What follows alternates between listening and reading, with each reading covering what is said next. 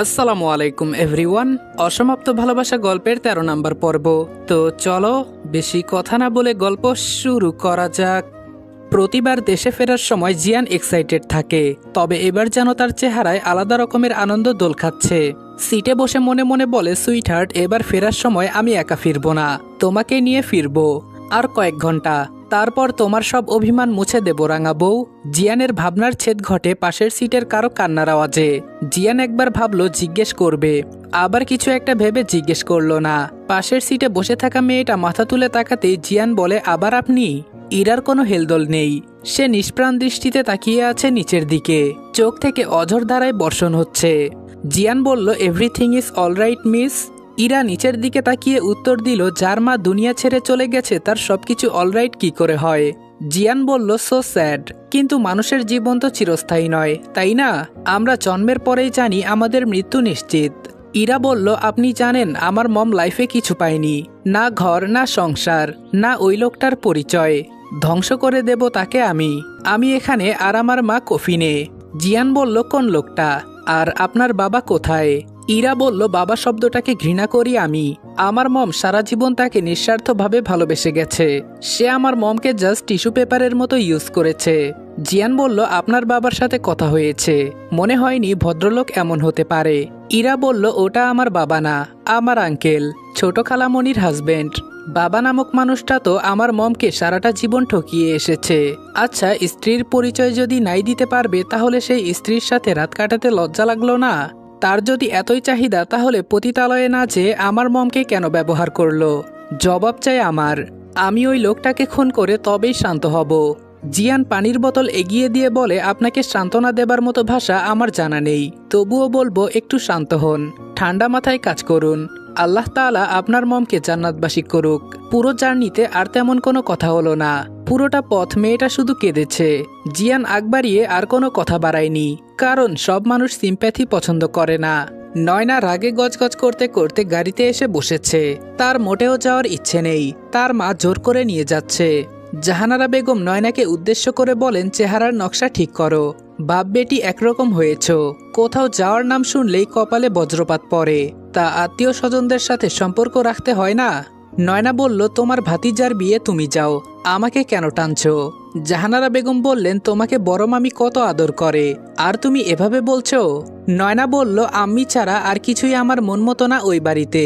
তাছাড়া আলিফ ভাইয়াও তো আসবে, বাবা জানলে কি হবে? জাহানারা বেগম বললেন, আলিফ যথেষ্ট ভদ্র ছেলে, আমার তো ভয় তোমাকে নিয়ে, কি উল্টো পাল্টা কাণ্ড ঘটিয়ে বসো কে জানে। নয়না বলল, তো আমাকে নিচ্ছ কেন? নামিয়ে দিয়ে যাও। জাহানারা বেগম বললেন, শোনো, জামাইয়ের ব্যাপারে জিজ্ঞেস করলে কোনো উল্টাপাল্টা কথা বলবে না, ভালো ভালো কথা বলবে। জামাইকে নিয়ে একদম ভুলভাল কিছু বলে আমার নাক কাটাবে না। নয়না বলল, তোমার জামাইকে নিয়ে আমি কোন দুঃখের কথা বলবো? ওই বেড়া একটা চিটার। জাহানারা বেগম বললেন, একদম চুপ, বেশি কথা বললে মুখে টেপ লাগিয়ে দিব। গাইস, তোমরা কি জানো আমি অনেক্সে গেম খেলার মাধ্যমে প্রতিদিন টাকা আয় করি? তোমরাও যদি আমার মতো টাকা আয় করতে চাও এবং বিভিন্ন পুরস্কার জিততে চাও, তাহলে এখনই গুগলে ওয়ানেক্স সার্চ করে অফিসিয়াল ওয়েবসাইটে গিয়ে রেজিস্ট্রেশন করো। আর রেজিস্ট্রেশনের সময় যদি আমার দেওয়া স্পেশাল প্রোমো কোড রেদওয়ান8 ইউজ করো, তাহলে অসংখ্য বোনাস এবং ফ্রি স্পিন পেয়ে যাবা। আর ওয়ানেক্স কিন্তু একটা ইন্টারন্যাশনাল লাইসেন্সকৃত প্ল্যাটফর্ম এবং সবচেয়ে বিশ্বস্ত। এখানে তোমরা ক্রাশ ক্রিস্টালের মতো গেম খেলে সহজেই টাকা আয় করতে পারবে এবং বিকাশ নগদের মতো সকল মোবাইল ব্যাংকিং অ্যাপের মাধ্যমে সহজেই তোমরা তোমাদের জেতা টাকা তুলতে পারবে। আর 24 ঘন্টা 7 দিন কাস্টমার সাপোর্ট সুবিধা তো রয়েছেই। তাই আমি এটা ব্যবহার করে আমার রেগুলার হাত খরচের টাকা আয় করি, তোমরাও ট্রাই করে দেখতে পারো। নয়নার ইচ্ছে করছে জিয়ানের চুলগুলো ধরে ইচ্ছে মতো টানতে, গোছানো চুলগুলো টেনে টুনে ছিঁড়ে নষ্টভষ্ট করে দিতে, ইচ্ছে মতো কামড় দিয়ে রক্ত বের করে আনতে। শালা আমার সাথে বাটপারি করে, বিয়ে করেছে আমাকে আর ঘরে তুলে এনেছে আরেক মেয়েকে। এই বেডা মানুষ কবরে গেলেও আরেকটা বিয়ে করার সুযোগ পেলে হাতছাড়া করবে না। শালা একবার আসি শুধু চট্টগ্রাম থেকে, তোকে বোঝাবো সুনয়না তালুকদার কি চিজ। জাহানারা বেগম একটা কোন আইসক্রিম নয়নার দিকে বাড়িয়ে দিয়ে বললেন, অন্যের ছেলের গোষ্ঠী উদ্ধার না করে আইসক্রিম খেয়ে বংশগত বদমেজাজ নিয়ন্ত্রণ করো। নয়না বলল, আমাদের বংশ নিয়ে এতই যখন সমস্যা, কে বলেছিল এই বংশে আসতে? জাহানারা বেগম বললেন, আমি আসিনি, আমাকে নিয়ে এসেছে। নয়না বলল, এবার এসে বলবো ফেরত দিয়ে আসতে। জাহানারা বেগম ধমক দিয়ে বললেন, চুপ করো, সবাই জানে তুমি ভদ্র, সো নিজের ইমেজ নষ্ট করবে না। আর হ্যাঁ, চুলের দিকে খেয়াল রাখবে, এই চুল তো আমার যত্নে গড়া। নয়না গাড়ির জানালা দিয়ে বাহিরে তাকালো, মনে মনে ভাবলো, ইস, লেখকের লেখা চরিত্রের মতো কেউ আমার জীবনে আসলে কত ভালো হতো। সে আমার চুল দেখে কবিতা আবিষ্কার করে ফেলতো, চোখ দেখে বলতো, শোনো কাজল চোখের মেয়ে, আমার দিবস কাটে বিবর হয়ে তোমার চোখের দিকে তাকিয়ে। তা না, কপালে জুটেছে একটা চিটার। জাহিন এয়ারপোর্টে দাঁড়িয়ে আছে মেহনুরের জন্য। বেশ কিছুক্ষণ পর একজন বলল, হ্যালো। জাহিন সামনে তাকিয়ে দেখে কালো স্যুট পরা এক নারী, ফর্সা মুখশ্রীতে কালো চশমাটা যেন ফুটে উঠেছে। মেয়েটি হাতঘড়ির দিকে টাইম দেখে বলে, এই ড্রাইভার, আমার ব্যাগগুলো গাড়িতে নিয়ে রাখো, আর হ্যাঁ, গাড়ি স্লো চালাবে। জাহিন দাঁতে দাঁত চেপে বলে, আমাকে দেখে আপনার ড্রাইভার মনে হচ্ছে? চোখ আছে তো চশমার আড়ালে। মেহনুর কথার উত্তর না দিয়ে বলে, আমার হাতে সময় নেই আপনাকে জাজ করার, দ্রুত যেতে হবে আমাকে। অন্তর হেসে বলে, বাহ ভাই, এত মেয়েদের ক্রাশ থেকে সোজা গাড়ির ড্রাইভার বানিয়ে দিল। বিদেশি ম্যাম তো, এজন্যই। জাহিন বলল, চুপ কর, বেশি কথা না বলে ব্যাগ তুলতে সাহায্য কর, বাসায় যেয়ে একে দেখে নিচ্ছি। ছোটবেলায় ম্যামে করতে করতে পিছু পিছু ঘুরতো, এখন ভাব নিচ্ছে। 2 দিনের বৈরাগী ভাতকে বলে রাইস। মেহনুর গাড়ির পেছনের সিটে বসলো, তার এমন এক ভাব যেন আশেপাশে কেউ নেই, মোবাইল স্ক্রল করতে ব্যস্ত সে। গাড়ি এসে থামলো চৌধুরী ম্যানশনে। মেহনুর ছুটে বাড়ির ভেতরে ঢুকেই আম্মি বলে জড়িয়ে ধরল মিতা বেগমকে। মিতা বেগম মেহনুরকে জড়িয়ে ধরে বলে, কেমন আছিস? আমার বাদরটা তোকে বিরক্ত করেনি তো? মেহনুর বলল, তোমার বাদর মানে আম্মি? মিতা বেগম বললেন, জাহিনকে পাঠিয়েছিলাম তোকে আনতে। মেহনুর বলল, আমি তো ভেবেছি রেজা, তাই একটু মজাও নিয়েছি। মিতা বেগম বললেন, রেজা তো দেশে নেই। আচ্ছা, এখন রুমে যা, তাড়াতাড়ি ফ্রেশ হয়ে আয়, আজকে সব তোর পছন্দের খাবার রান্না হয়েছে। আর হ্যাঁ, এখন থেকে কিন্তু সালোয়ার কামিজ পরতে হবে, আমি তোর জন্য কিছু সালোয়ার কামিজ বানিয়ে আলমারিতে রেখে দিয়েছি। মেহনুর বলল, বাবা কেমন আছে? মিতা বেগম বললেন, সে ভালো আছে। সে ভালো আছে বলেই তো আমরা ভালো আছি। মেহনুর সার্ভেন্টকে সাথে নিয়ে নিজের রুমে আসলো।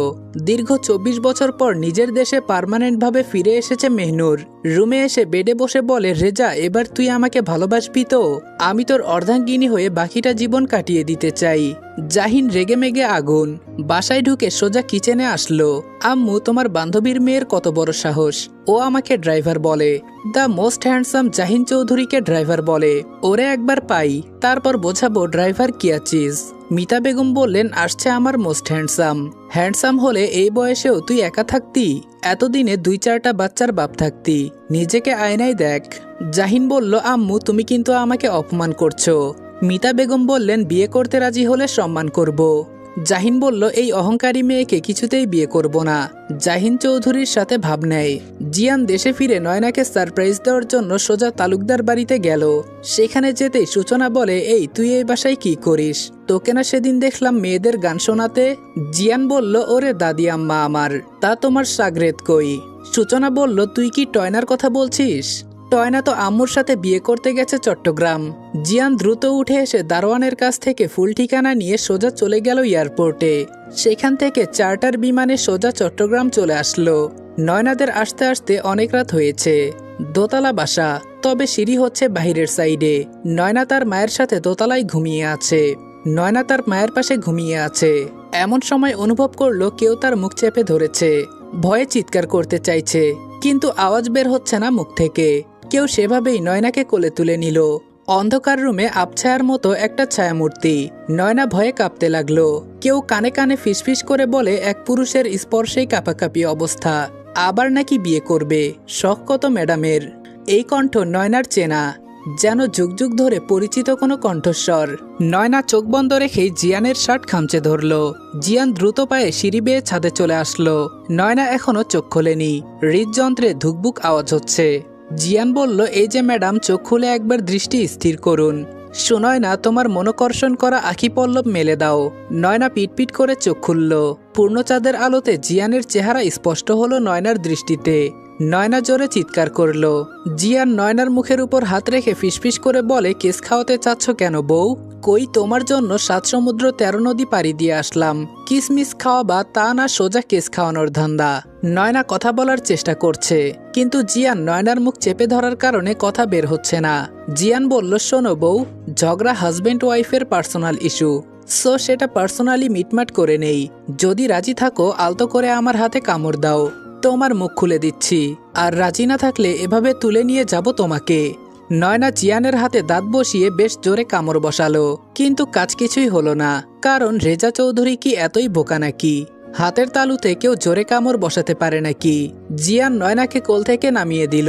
নয়নার শরীরে ওড়না নেই, সেদিকে তার খেয়াল নেই। কোমরে হাত রেখে বলে, আপনার সাহস কি করে হলো আমাকে কোলে তোলার? জিয়ান বলল, সরি, তোমাকে কোলে তুলে ভুল করেছি। তোমাকে তো মাথায় তোলা দরকার ছিল জানেমান। নয়না বলল, চুপ, একদম চুপ। আপনার সরির আচার বানিয়ে খিচুড়ির সাথে খেয়ে ফেলুন। সুনয়না তালুকদারের কারো সস্তা সরি চাই না। জিয়ান বলল, তুমি চাইলে আমি তোমাকে পৃথিবীর সবচেয়ে দামি সরি দিতে পারি। নয়না বলল, ও আচ্ছা, তো কোথায় আপনার দামি সরি? জিয়ান বলল, তার জন্য তোমাকে আমার কাছাকাছি আসতে হবে। চোখে চোখ রেখে একে অপরের বাহুতে অবস্থান করতে হবে। এরপর ঠোঁটে ঠোঁট রেখে সরি বলবো। ব্যাস, পৃথিবীর সবচেয়ে দামি সরি হয়ে যাবে। নয়না বলল, ছি, লুচ্চা অসভ্য লোক। মেয়েদের ইজ্জত লুট করার ভালোই ট্রেনিং জানেন দেখি। তা আজ পর্যন্ত কতজনকে এরকম দামি সরি দিয়েছেন? জিয়ান বলল, তোমার কসম বউ, এই সরি এই মুহূর্তে আবিষ্কার হয়েছে শুধুমাত্র তোমার জন্য। এখনো এই অধম এই সরি আর কাউকে নিবেদন করেনি। নয়না বলল, প্লেন ড্রাইভারের বাচ্চা, ধোকাবাজ, ইতর, লুচ্চা, লাফাঙ্গা, একদম কথায় কথায় বউ বউ করবেন না। আমি পিওর সিঙ্গেল, তবে আগামীকাল বিবাহিতা হয়ে যাব। সো 10 হাত দূরত্ব রেখে দাঁড়ান। আপনার মতো ধোকাবাজ প্লেন ড্রাইভার আমার দরকার নেই। জিয়ান নয়নার হাতে টান দিয়ে একদম নিজের বুকের কাছে নিয়ে আসলো। নয়নার ঠোঁটের উপর আঙুল রেখে বলে, তুমি আমার অর্ধাঙ্গিনী, আমার জীবন সঙ্গিনী, আমার সুখ দুঃখের চিরসাথী। আমাকে তুমি এজন্মে তোমার থেকে আর আলাদা করতে পারবে না। আমি মানেই তুমি, তোমার অস্তিত্ব জুড়ে শুধুই আমি। আমি শুধুমাত্র তোমার plane driver. Captain Reza Chowdhury তা স্বীকার করেছে। জিয়ান নয়নার এতটা কাছে যে নয়নার মুখে জিয়ানের গরম নিঃশ্বাস আছড়ে পড়ছে। এলোমেলো লাগছে নয়নার, হৃদয় জুড়ে কেমন তুফান বইছে, গলাটা কেমন শুকিয়ে আসছে, হার্টবিট ফাস্ট হচ্ছে। নয়না 2 কদম সরে এসে জোরে জোরে নিঃশ্বাস নিল। নিজেকে কিছুটা সহজ করার চেষ্টা করছে। মনে মনে বলে, একদম গলে যাস না নয়না, ভুলে যাস না একদিন সে কি কি করেছে। নয়না নিজের বুকের বাম পাশে হাত রেখে নিজের হৃদয়ে উথাল পাথাল থামানোর চেষ্টা করছে। মনে হচ্ছে এখনই হৃৎপিণ্ড বাহিরে চলে আসবে। জিয়ান নয়নার পেছনে দাঁড়িয়ে মৃদু স্বরে বলল, আমি তোমাকে ঠকাইনি নয়না, তুমি ভুল বুঝছো আমাকে। জাস্ট একটা কনফিউশন ক্লিয়ার করলেই তুমি বুঝে যাবে। নয়নার অবচেতন মন মাত্র আন্দাজ করলো তার সাথে ওড়না নেই। মুহূর্তে নিজের হাত দুটো জড়িয়ে নিল, ইতস্তত বোধ করতে লাগলো। জিয়ান নয়নার আরো খানিকটা কাছে এসে নয়নার হাত ধরে বলে, তোমার সব লজ্জার মালিক এখন আমি। আমার আর তোমার মাঝে কোনো লাজ নেই। তুমি কি জানো না আমরা আমাদের পোশাক? তোমার সব রূপ আমার জন্য উন্মুক্ত। এটা বলেই নয়নাকে জড়িয়ে ধরল। নয়নার নিঃশ্বাস নিতে কষ্ট হচ্ছে। জিয়ান নয়নার অতিরিক্ত কাছে আসলেই নয়নার এই সমস্যা দেখা দেয়। জিয়ান নয়নাকে নিজের বক্ষ থেকে সরিয়ে বলে, কি হয়েছে তোমার? এমন করছো কেন পাখি? আমাকে বলো কোথায় কষ্ট হচ্ছে। নয়না কিছুই বলতে পারছে না। নয়নার প্যানিক অ্যাটাক হয়েছে। তার চোখের সামনে ভাসতে লাগলো সেই রাতের দৃশ্যগুলো। ঝাপসা হয়ে আসছে নয়নার চারপাশ। জিয়ান ব্যাকুল হয়ে পড়ল প্রেয়সীর এই অবস্থা দেখে। রাত তখন 3:30। জিয়ান অনিকেতকে কল করলো। রিং হচ্ছে কিন্তু রিসিভ হচ্ছে না। কারো পায়ের আওয়াজ পেয়ে নয়নাকে নিয়ে দেয়ালের পেছনে লুকিয়ে পড়ল। ততক্ষণে নয়না বেহুশ। বিয়ে বাড়ি, অনেক আত্মীয় স্বজনরা এসেছে, তাই বাড়ি ভর্তি মানুষ। জিয়ান নয়নাকে নিজের মধ্যে জড়িয়ে নিল। লোকটা চলে যেতেই নয়নাকে কোলে তুলে আবার জাহানারা বেগমের পাশে শুইয়ে দিল। খানিকক্ষণ তাকিয়ে রইল নয়নার দিকে। আবছা আলোতে মেয়েটাকে আরো স্নিগ্ধ লাগছে। নয়নার কপালে চুমু দিয়ে বের হয়ে আসার সময় দরজা আলতো হাতে চাপিয়ে দিয়ে আসলো। নিচে আসতেই ঘটল এক বিপত্তি। হঠাৎ করে পেছন থেকে একজন জিয়ানকে ডেকে বলে, এই ছেলে কে তুমি? তোমাকে তো এর আগে দেখিনি কখনো। জিয়ান শুকনো ঢোক গিলে পকেট থেকে মাস্ক বের করে পরে নিল। এরপর সামনে ফিরে দেখে মধ্যবয়স্ক একজন পুরুষ। জিয়ান নিজেকে ধাতস্থ করে বলে, আমি ডেকোরেশনের লোক। লোকটা মোবাইলের আলো জ্বালাচ্ছে। এই সুযোগে জিয়ান ফুরুত। আতিফ সাহেব সামনে লাইট ধরতেই দেখে কেউ নেই। সে ভীত হলো। মনে মনে ভাবলো হয়তো জিনভূত, তাই দ্রুত প্রস্থান করলো। মেহনুর খেতে বসেছে। মিতা বেগম উঠে এসে মেহনুরের মাথা তার বুকে চেপে নিয়ে মাথায় হাত বুলিয়ে বলে, চিরজীবন কেউ বেঁচে থাকে না মা, তোর 1 মাস চলে গেছে তাতে কি, আমি তো আছি। জানিস সবচেয়ে বড় কষ্ট হলো এত কিছু হয়ে গেছে আমার বোনের মতো ফ্রেন্ডের সাথে। আমি তা জানতেও পারলাম না। তার শেষ সময় তাকে একবার দেখতে পারলাম না। মেহনুর বলল, আম্মু বারবার তোমাদের কথা বলেছিল, কিন্তু আমরা কোনোভাবে তোমাদের কন্ট্যাক্ট করতে পারিনি। মিতা বেগম বললেন, শেষ 5টা বছর তোর মায়ের সাথে আমার যোগাযোগ বিচ্ছিন্ন। তোর বাবা পছন্দ করতেন না আমাদের দুজনের সখ্যতা। বাবা শব্দটা এখন মেহনুরের হৃদয়ে কাটার মতো বিধে। আম্মু যখন মৃত্যুর মুখে তখন সে তার নতুন জীবন সাজাতে ব্যস্ত। আমি নিজের ছোট বিজনেস আর চাকরির বেতন দিয়ে লড়ে গেছি আম্মুর জন্য। 1 সপ্তাহ আগে আম্মুর একটা পুরনো ডায়েরি খুঁজে পাই, সেখানেই তোমার ডিটেলস পেয়েছি আম্মি। অশান্ত মনটাকে শান্ত করার জন্য ছুটে এসেছি তোমার কাছে। মিতা বেগম মেহনুরের কপালে চুমু দিয়ে বলে, একদম মন খারাপ করবি না, আমি আছি তোর জন্য। জানিস, রেজার বিয়ের ইনভিটেশন দেওয়ার জন্য অনেকবার ট্রাই করেও কন্ট্যাক্ট করতে পারিনি। মেহনুর বলল, রেজার বিয়ে মানে? মিতা বেগম বললেন, হ্যাঁ, রেজার বিয়ে সম্পন্ন হয়েছে। মেয়েটা দারুণ দেখতে, তবে বয়স একটু কম, মানিয়ে নিতে পারলেই হয়। মেহনুরের গলা যেন কেউ চেপে ধরেছে। সে তো এই আশা নিয়ে এসেছিল, তার মায়ের শেষ ইচ্ছে পূরণ করবে রেজাকে বিয়ে করে, কিন্তু এটা কি হলো? জিয়ান বলল, ভাই কি বিয়া করলাম, আমারটা আছে বইয়ের ফোবিয়া। অনিকেত বলল, শালা দোষটা তো তোরই, বাসর রাতে বেড়াল না মেরে বইয়ের উপর অত্যাচার করলে ফোবিয়া হবে না? জিয়ান বলল, ভাই তুই ডাক্তার, তাই আমার ভরসা আছে, একটা সলিউশন বের কর, নয়তো বইয়ের সাথে এ জন্মে বাসর সারতে পারবো বলে তো মনে হয় না। অনিকেত বলল, ভালো হয়ে যাও রেজা, সারাক্ষণ কি মনে বাসর করার লাড্ডু ফোটে? জিয়ান বলল, একটা মাত্র ফুলের মতো বউ, তো বাসর করার স্বাদ তো জাগবেই। আমি তো পুরুষ, কোনো বেডা আপু না। অনিকেত বলল, এসব কথা সাইডে রেখে আগে বল, এই সময়ে তুই কোথা থেকে টপকিয়েছিস? জিয়ান বলল, আর বলিস না, জাহিনকে নিয়ে এক প্যাচে পড়েছি, সেই গিট্টু খুলতে আসছি ইমার্জেন্সি ছুটি নিয়ে। অনিকেত বলল, দেখলি বিয়ে করলে ছেলেরা কেমন বউকে ভয় পেতে শুরু করে? জিয়ান বলল, ভয় না, এটা হারানোর ভয়। তোর খবর কি, কোনো মেয়ে জুটলো নাকি সিঙ্গেল মরবি? অনিকেত বলল, মনে হয় এজন্মে সিঙ্গেলই মরতে হবে। জিয়ান বলল, এবার তোর একটা বিহিত না করে যাব না। অনিকেত বলল, আগে তোর বিহিত কর, বারবার এমন হলে হার্টে সমস্যা হওয়ার ঝুঁকি আছে, এমনিতে ভাবির বয়স কম।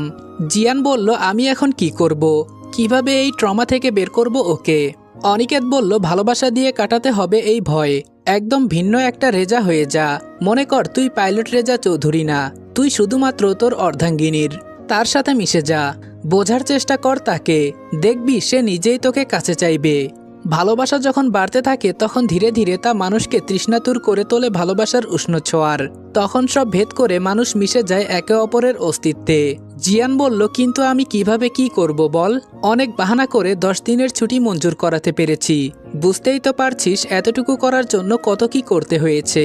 আচ্ছা, কলেজে ভর্তি হতে হতে এখনো বেশ কয়েক মাস সময় বাকি, আমি সুনয়নাকে আমার সাথে কানাডা যাওয়ার জন্য রাজি করাই। অনিকেত বলল, তোর আইডিয়া ভালো, কিন্তু তোর তো একদিন আমিরাতে স্টে করতে হয়, ভাবির বয়স কম, সে পারবে থাকতে? জিয়ান বলল, সে ব্যবস্থা আমি করব। অনিকেত বলল, তাহলে পিছে লেগে পড়, বইয়ের রাগ ভাঙিয়ে ফুসলিয়ে ফাসলিয়ে নিজের সাথে নেয়ার, তবে মনে রাখিস কিছুতেই এমন কিছু করবি না যাতে ভাবির প্যানিক অ্যাটাক হয়। জিয়ান বলল, আচ্ছা রাখি, ঢাকা ব্যাক করলে বাসায় আসিস, এখনো বাসার কেউ জানে না আমি ফিরেছি। জিয়ান একটা হোটেলে উঠেছে, রাতে তেমন ঘুম হয়নি, সকালের দিকে ঘুম ভেঙেছে। জাহানারা বেগম বিচলিত, তার ভাই আতিফ সাহেবও চিন্তিত, মেয়েটার হঠাৎ কি হলো? নয়নার শরীর কাঁপিয়ে জ্বর উঠেছে, ডাক্তার এসে মেডিসিন দিয়ে গেছে, জ্বর মেপে দেখে 103। জাহানারা বেগম তার ভাইকে বলল, ভাই আমার মেয়েটার হঠাৎ কি হলো? আতিফ সাহেব বললেন, চিন্তা করিস না, আশা করি তাড়াতাড়ি সুস্থ হয়ে যাবে। আতিফ সাহেব ডাক্তারের সাথে সাথে বের হয়ে বললেন, আমার মনে হয় আমার বোনের মেয়েটা অশরীরী কিছু দেখে ভয় পেয়েছে, আপনার কি মনে হয় এমন রোগ মেডিসিনে ভালো হয়? ডাক্তার কোনো উত্তর না দিয়ে চলে গেলেন। আতিফ সাহেবের স্পষ্ট মনে আছে রাতের কথা, ওটা মানুষ ছিল না, অশরীরী কিছু ছিল, সেটাই ধারণা করছেন আতিফ সাহেব। হাঁটা ধরলেন মসজিদের দিকে, হুজুরের কাছ থেকে পানি পড়া এনে খাওয়ালেন, যদি জ্বর কমে সেই আশায়। নয়না জাহানারা বেগমের গা ঘেঁষে বসে আছে, রাতে তার সাথে যা হয়েছে সেসব কি সত্যি ছিল নাকি নিছক কাল্পনিক স্বপ্ন? স্বপ্ন কি এত বাস্তব হতে পারে? নয়না জাহানারা বেগমকে উদ্দেশ্য করে বলল, আম্মু তুমি কখনো এমন স্বপ্ন দেখেছো যা পরবর্তীতে তোমার মনে হয়েছে সেটা স্বপ্ন ছিল না সত্যি ছিল? জাহানারা বেগম বলল, তুই কি রাতে কোনো বাজে স্বপ্ন দেখেছিস নয়না? নয়না বলল, আমি যেটা জিজ্ঞেস করেছি সেটা বলো না আম্মু। জাহানারা বেগম বললেন, স্বপ্ন স্বপ্নই হয়, স্বপ্নের সাথে বাস্তবতার কোনো মিল নেই। মেডিসিন খেয়েছিস, একটু রেস্ট নে, রাতে তো আদনানের গায়ে হলুদ, আনন্দ করতে হবে তো। জাহানারা বেগম রুম থেকে বের হতেই নয়না নিজের ফোন বের করে কল করলো জিয়ানকে। সাথে সাথে রিসিভ করে বলে, তুমি ঠিক আছো পাখি? নয়না বেশ অবাক হলো। আমি ব্যাঠিক কেন থাকবো? আপনি কি এমন কিছু করেছেন যাতে আমি ভালো না থাকি? জিয়ান বলল, এসব কি বলো জান? নয়না বলল, আপনি এখন কোথায়? জিয়ান বলে, তুমি জানো না? নয়না বলল, জানলে তো জিজ্ঞেস করতাম না। জিয়ান বলল, আমি তো অলওয়েজ তোমার মধ্যে থাকি। নয়না বলল, বাজে কথা রাখুন, আর বলুন আপনি কি কাল রাতে আমাকে ছাদে নিয়ে গিয়েছিলেন? জিয়ান বলল, তোমাকে আমি কিভাবে নিয়েছি? তোমার পা থাকতে আমি কিভাবে নিলাম? নয়না বলল, কিভাবে আবার কোলে তুলে? জিয়ান বলল, কই, আমার তো মনে নেই। আসমান ছেড়ে জমিনে এসেছি তোমাকে কোলে নিতে। আরে বাহ, বউ আমার দিবাস্বপ্ন দেখে আমাকে নিয়ে, এই খুশি আমি কই রাখবো? নয়না বলল, এই খুশি পকেটে রাখুন, আর বলুন আপনি কেন এসেছেন? আপনার জন্য আমার পছন্দের হেয়ার বার্ড ভেঙে গেছে। জিয়ান বলল, এইটুকু মাথায় এত টেনশন নিও না, বিয়েটা চুকে যাক, তারপর তোমার সব অভিমান আমি ধুলোয় মিশিয়ে দিব বেবি। নয়নার আগে কল কেটে দিল। এই লোকটার সাথে কথা বলার কোনো মানে হয় না। কোনো কথার সহজ উত্তর নেই প্লেন ড্রাইভারের ডিকশনারিতে। নয়না ঘুমানোর চেষ্টা করছে। এখন জেগে থাকলেই আজাইরা চিন্তা মাথায় আসবে। মেহনুরের মন খারাপ, সেটা সে কাউকে প্রকাশ করতেও পারছে না। তার জমানো ক্ষুদ্র ক্ষুদ্র অনুভূতি আর তার মায়ের শেষ ইচ্ছে কোনোটাই আর পূর্ণ হবে না। কেন রেজার সাথে 4 বছর তার যোগাযোগ বিচ্ছিন্ন ছিল? যোগাযোগ হলে হয়তো আমি তোমাকে আমার ফিলিংস বলতে পারতাম। তুমি আমার না, আমার হবেও না, তবুও এই মন কেন তোমাকে চায়? বাস্তবতা এত নিষ্ঠুর কেন? কফির মগে চুমুক দিতে দিতে সে ভাবছে এসব। মিতা বেগম এসে বলে, তোকে একটা কথা বলতাম নূর। মেহনুর বলল, আম্মি, আমাকে কিছু বলতে তোমার অনুমতি নিতে হবে না, নিজের মনে করে বলো। মিতা বেগম মেহনুরের পাশে বসে মেহনুরের হাতের উপর হাত রেখে বললেন, আমি তোকে সারা জীবনের জন্য আমার কাছে রেখে দিতে চাই। তুই আমার জাহিনের বউ হয়ে থেকে যাবি। মেহনুর চুপসে গেল। তার চোখ ভেঙে আসতে চাইছে অশ্রু। বলতে ইচ্ছে করছে, কেন রেজার বউ করতে চাইলে না? মিতা বেগম বললেন, তোকে এখন কিছু বলতে হবে না, তুই আস্তে ধীরে ভেবে চিনতে তারপর বলিস, তোর উপর কোনো প্রেশার নেই। মেহনুর মিতা বেগমের কাঁধে মাথা রেখে বলে, আমার আম্মু আমাকে ছেড়ে গেল কেন আম্মি? সে তো জানতো সে ছাড়া আমার কেউ নেই। মিতা বেগম বললেন, সে চলে গেছে, আমি তো আছি। আমি যতদিন বেঁচে আছি সব অবস্থায় তোর পাশে থাকবো। মান্নাত আজকে অনেক সাহস করে নিজেকে শক্ত করেছে। আজকে সে সব সত্যি প্রকাশ করবে। জীবন তো সবার জন্য ফুলের বিছানা হয় না, কিছু মানুষের জন্য কাটার বিছানাও হয়। আমি না হয় সেই কাটার যন্ত্রণা দ্বিতীয়বার সহ্য করে নেব। আমি জানি এসব জানার পর আপনি কোনোদিন আমাকে নিজের করে নিবেন না। আমি দূর হতে আপনাকে ভালোবাসবো। ভালোবাসলেই তো সবার সাথে ঘর বাঁধা যায় না, সবার কপালে সুখও লেখা থাকে না। নয়নার ঘুম ভাঙল শেষ বিকেলে। ঘুম থেকে উঠতেই দেখে তার কাজিন মহল তাকে ঘিরে রেখেছে। নয়না অবাক হয়ে বলে, তোমরা এভাবে আমাকে দেখছো কেন? একজন বলল, নয়ন, তোর জন্য বিশাল এক পার্সেল এসেছে। আচ্ছা, তোর বর কি অনেক রিচ? নয়না ভ্রু কুচকে বলে, এখানে আমার জন্য কে পার্সেল পাঠাবে? তোমাদের কারো হবে হয়তো। একজন বলল, এখানে বড় করে লেখা আছে সুনয়না চৌধুরী, এই নে দেখ। নয়না বেশ আগ্রহ নিয়ে পার্সেল আনপ্যাক করলো। ভেতরের জিনিসগুলো দেখে সবার চোখ আসমানে। নয়না একের পর এক হেয়ার ব্যান্ড বের করছে। কাজিন মহল সবাই উৎসুক দৃষ্টিতে তাকিয়ে আছে। সবাই গুনে দেখে হাজারখানেক বিভিন্ন আইটেমের হেয়ার ক্লিপ, হেয়ার ব্যান্ড, চুলের কাটা, মোট কথা যত রকমের চুল বাঁধার আইটেম আছে সব। একজন বলল, কি রে নয়না, দুলাভাই বুঝি তোর চুল দেখে তোর প্রেমে পড়েছে, তাই তো চুলের জন্য এত এত হেয়ার ব্যান্ড পাঠিয়েছে। আহা প্রেম, আজকে একটা পাইলট জামাই নেই বলে। নয়না বলল, জামাই নেই আফসোস না করে তোমার জিজুর গলায় ঝুলে পড়লেই তো হয়। নয়নার বুঝতে বাকি নেই এটা ওই বদলোকটার কাজ। ঝাড়ি খেয়েছে একটা চুলের কাটা ভাঙার জন্য, তাই আজকে গোষ্ঠী শুদ্ধ পাঠিয়ে দিয়েছে। মফিজ উদ্দিন চৌধুরী কোথাকার।